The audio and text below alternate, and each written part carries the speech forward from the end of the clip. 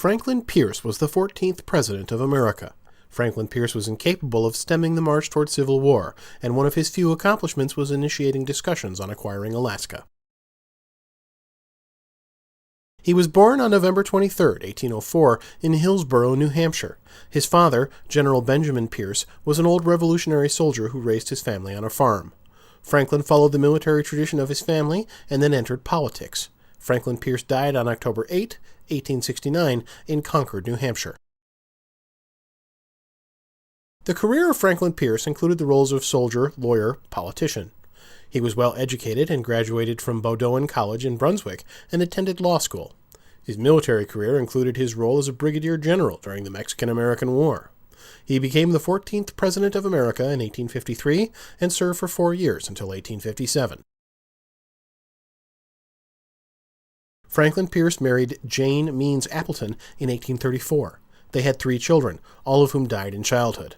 Their son, Benjamin Benny Pierce, died at the age of 11 in a terrible train accident in which Benny was decapitated in front of his father. Franklin Pierce belonged to the Democrat political party. He was 49 years old when he was inaugurated as the 14th president. Inauguration is a president's swearing-in ceremony. His traditional style of leadership failed to dominate other more forceful politicians of the era and the aggressiveness of Southerners over the issue of slavery. Franklin Pierce was an athletic 5 feet 10 inches in height with a slim build. He had curly dark hair which was slightly gray at the temple, gray eyes, thin lips, and a classic Roman nose. He was considered to be charming and handsome, likable and sociable. His active social life led to him becoming an alcoholic.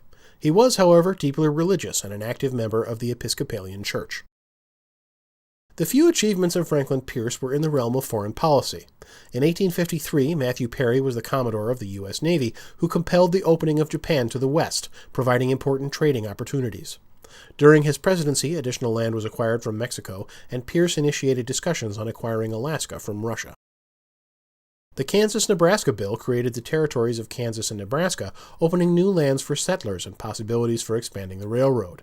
The act allowed settlers to determine if they would allow slavery within their boundaries as a concession to the slave power of the South. The act set the nation on its path to civil war. The Ostend Manifesto showed how far the South was willing to go to acquire more territories favorable to slavery.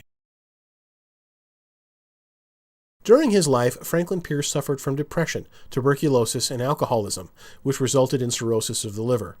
As president, he had respiratory problems and a persistent cough, which was due to chronic bronchitis. At the termination of his official career, he went to the island of Madeira for the benefit of his wife's health and subsequently traveled in Europe.